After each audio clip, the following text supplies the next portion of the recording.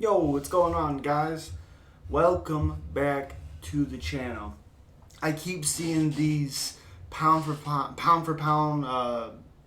rankings, you know, and people keep saying Kamaru Usman is the best welterweight of all time. Obviously, Dana keeps saying, and Dana I kind of understand more than other people, just for the fact that Dana has to sell these guys.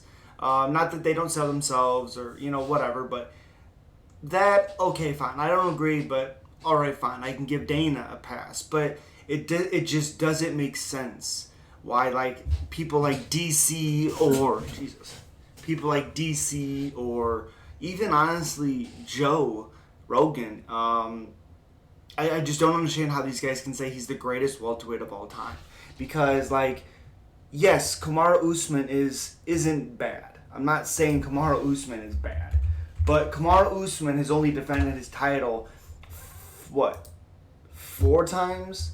Maybe 5 times? Maybe 5 times. 1, 2, 3, 4, 5. Yeah, 5 times. He beat Tyron Woodley, destroyed him. Tyron Woodley didn't do anything, though. So Usman could have done whatever he wanted to.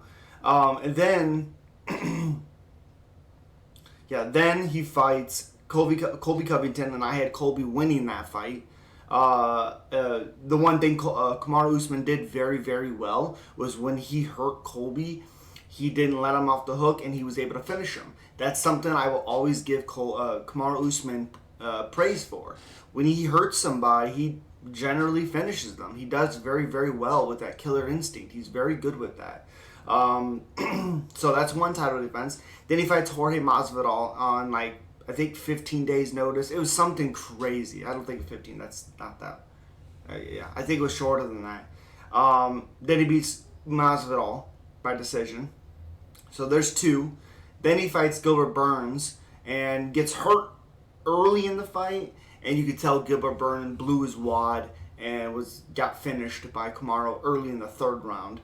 So that's 3. Then he fights Jorge again. And first round was pretty close, as it typically is, like it was in the first fight. And then Masvidal even said, I didn't expect him to throw the punch like he did. I didn't expect he thought he was going to wrestle more with him. He didn't expect it. So he gets KO'd. Again, great job for disguising the punch with Kamaru Usman. Great job. Okay, that's 4. Then he fights Colby again.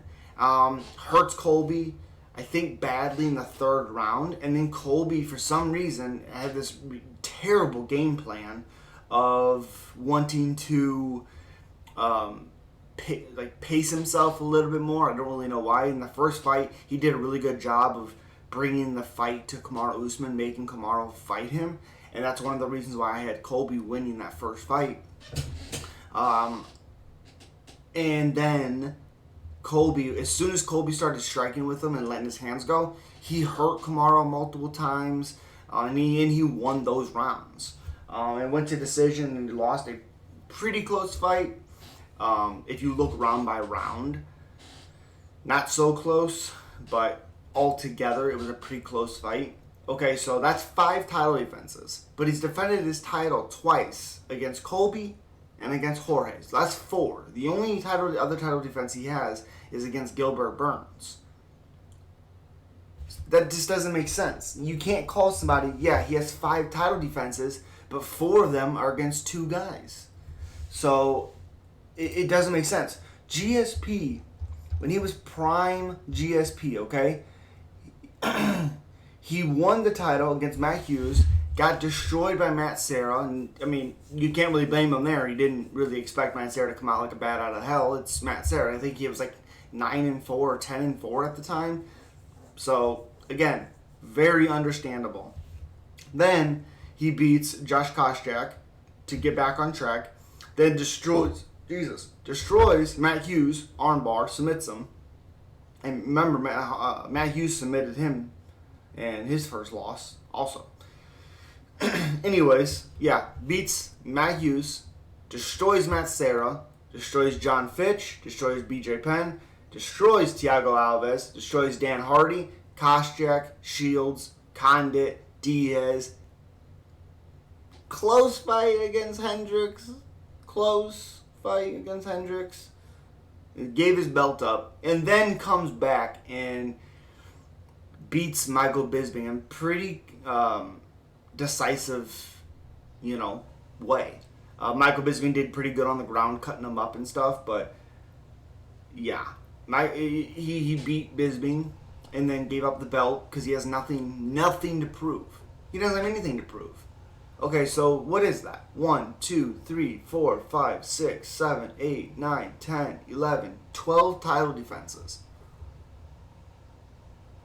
And what? The one rematch he had was, or two he had was Matt Hughes, Matt Serra. Okay, so you take 2 away, he has 10. 10 people he's fought. That's not rematches. And what does he do? Destroys everybody. He destroys everyone. I'm not saying, again, I'm not saying that Kamaru Usman is bad. I don't think that at all. I mean, he's 20-1, 9 finishes, and he's only lost 1 time. That was against Jose Caceres by rear naked choke. And he did talk about it on Joe Rogan's podcast when he said he didn't take it serious. He just took it, didn't think anything was going to happen to him. But besides the Sergio Moraes fight, he wasn't really that impressive. Like when he fought Leon, he didn't look that great.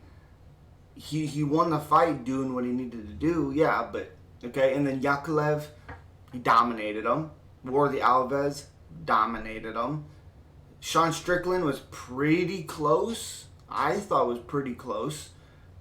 Kamaru Usman wins that fight. Then he destroys Sergio Moraes. Then beats Emil Weber-Meek. Didn't look that great in that fight. Didn't look that great. Then he beats Damian Maia. People, you guys probably don't know this, but in the Damian Maia fight, Damian Maia got Kamaru Usman's back, and then the referee separated them. Like, you can say with other fighters that, yeah, that may not mean much, but that's Damian Maia's spot. Like, his back taking where he gets finishes and he does this. He actually defeated, what's his name? Lyman Good. He got his back exact position and got a rear naked choke and strangled him. He had Kamaru Usman's back, and then they take it away. They stop it. Doesn't make sense. But as always, guys, you know what it is.